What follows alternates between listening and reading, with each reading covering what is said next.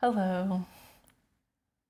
We regret to inform you that one of our dear friends, Drew, is no longer with us. He passed away. Yeah, he passed away a few months ago. So we haven't posted this video yet, just out of respect for his family's privacy and to give them some space to grieve. But now it just felt like the right time to post it. Yeah, it did. Drew was a good friend of ours. We met him close to a decade ago through some mutual acquaintances. We started playing Pathfinder First Edition together. And Had some good times with him. yeah. Yeah, and since then, a little bit after we quit gaming together, I contacted him to let him know that I was going to start up another RPG, which was the Cyberpunk that we started filming two years ago. Yeah, around 2. Something like that, yeah. Yeah. 2.5 years ago. Anyway, he said he wanted to be part of it, to which I was happy to have him. And then when we decided to start doing in-person stuff, even though he lived a good distance away, he was still willing to come down and film with us, which we really appreciated. Yeah, he's a very faithful, loyal friend. Yeah. Drew was a really kind-hearted soul, and he was busy.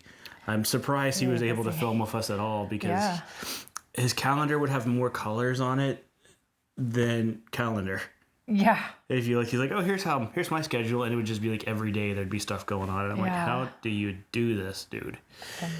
I don't know how he did it, honestly, but he would always say yes. Yeah, if he was free. If he was free. Yeah. But he was just an amazing friend to have. Like, he was just very laid back and would just sit down and talk and share things and listen. And we were amazed at how many irons he had in the fire. Yeah. We knew he was busy, but then people start coming up and saying, oh, Drew did this, this, and this. Oh, and Drew was working on this project. And I guess he likes paying dues. He was part of so many organizations. Yeah. And, he was very organized to do all that, though. Like, he was a very gifted person, very gifted. And he was always the kind of guy where you would mention that I would talk about, I'm kind of interested in this particular thing, and he would know people who he could help you out. Yeah, he would have it'd be the randomest stuff too, like, hey, I'm background stuff, and hey, we're thinking about doing this, and he'd be like, oh, I know somebody who has some things that we could put in the background, or we could do this, we could do that, and I was like, okay. I always want to help out. Yeah. The last time I talked to him was we were talking about moving, and the location we would have moved to would have added 20-30 minutes to his drive. Yeah. Which he was already driving a little bit to be here, so I wanted to talk to him about it before we moved. So I called him up and just talked to him for a few minutes. Glad I did. I didn't know that was going to be the last time I talked to him. It was literally 5 days before he passed. Yeah.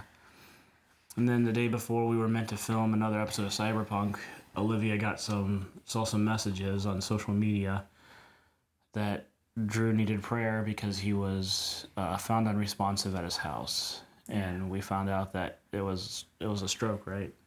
Mm-hmm. He suffered a major stroke. Stroke. The next day, we got the phone call that he was declared dead. He was an organ donor, so they wanted to do that. And I heard that some of his organs made it to people. So and I know that would make him happy. Yeah. Always willing to help. It would even in the end, happy. Yeah, I think it'd be funny. Drew was very, very soft-spoken. He was mild-mannered. He believed in nonviolence. Which was funny when things happened that were violent in role-playing games. I guess we wanted to tell, talk about the kind of how fun he was. Tell a couple stories that I will always remember. Cleric. Yeah, he was our cleric in Pathfinder.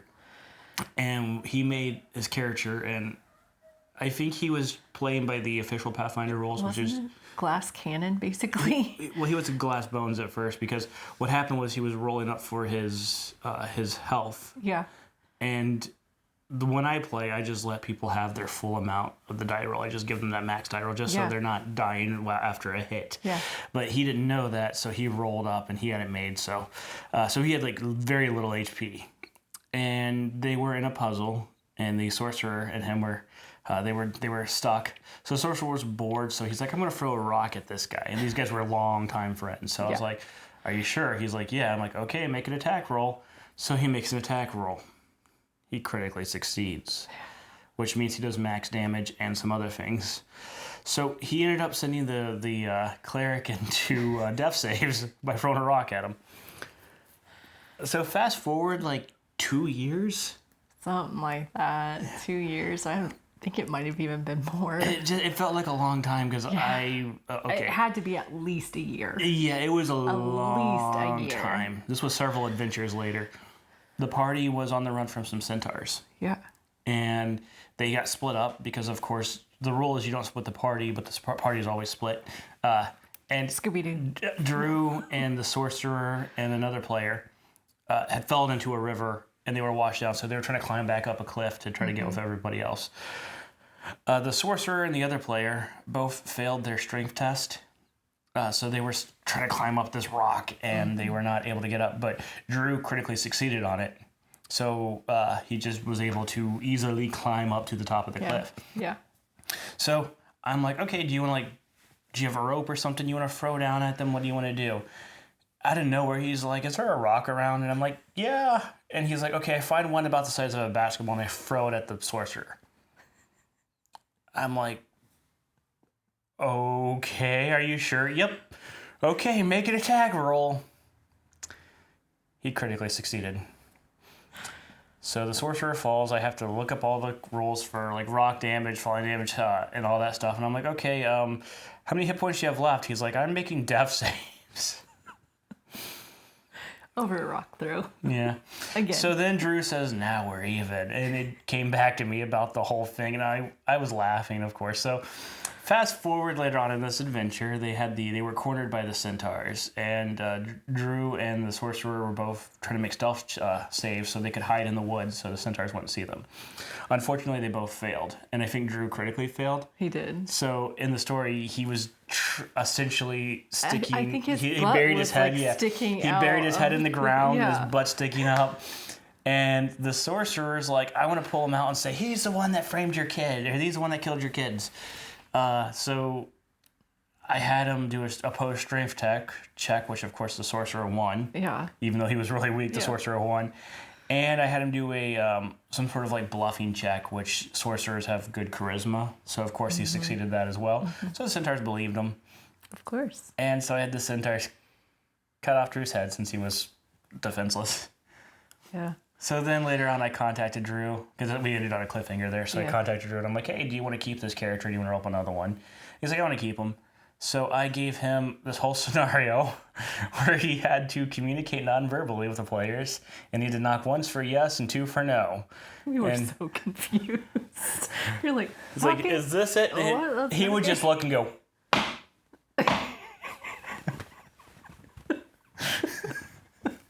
So 2 hours later, he's coming back to life, but his head's not attached. So I'm having him where he has to carry his head around. Olivia, being the helpful person that she was, she had a sword that did frost damage, so she's like, maybe I can freeze his neck onto his head, like, you know. I mean, why not? She rolled a 1.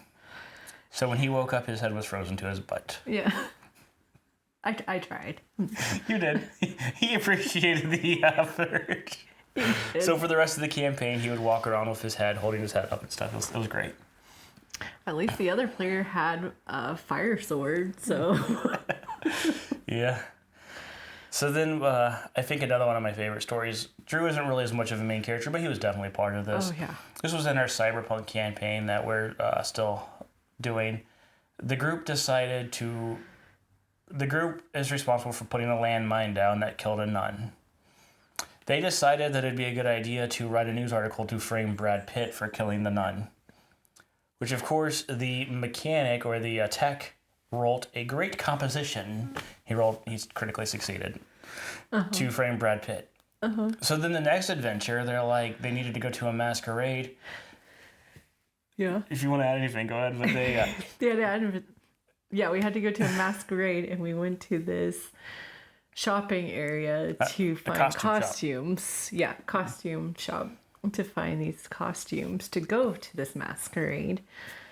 So one of the people, the tech, comes up with this lovely idea of dressing up as nuns and Brad Pitt. Mm-hmm. Yeah, and I remember, I'll never forget this line. Like, they were like, "Do you guys have any Brad Pitt masks?" And the guy didn't, and Drew was like, "Yeah, we have the discount Matt Damon mask." He always had these good one-liners. It was fun. So they dressed up as nuns, and Olivia's character dressed up as Brad Pitt. They made me. They went to this. They were like, "You need to dress." They went up to this party, and they made everybody hallucinate that Brad Pitt was in fact killing nuns there too. The whole time, Drew was like. Yeah, Drew was always the mom of the group. He's kind of the Fred of the. If you think about the original Scooby-Doo series, he was Fred, the kind of the okay, no nonsense, and he kept us even. Anytime as a cleric, whenever he would heal the party, as he was healing them, he'd be like, "Okay, now what did we learn?" Oh man, many such cases. Yeah. You should say he was the dad of the group. Yeah, well, moms are the responsible ones. That's true. He was our responsible friend. I just remembered this. I'll never forget where in Cyberpunk he has a girlfriend, and he was looking for her, and he was like, something happened where she was kidnapped, and he was like, "Oh no, not!" And then he checked his notes. He's like, "Eve."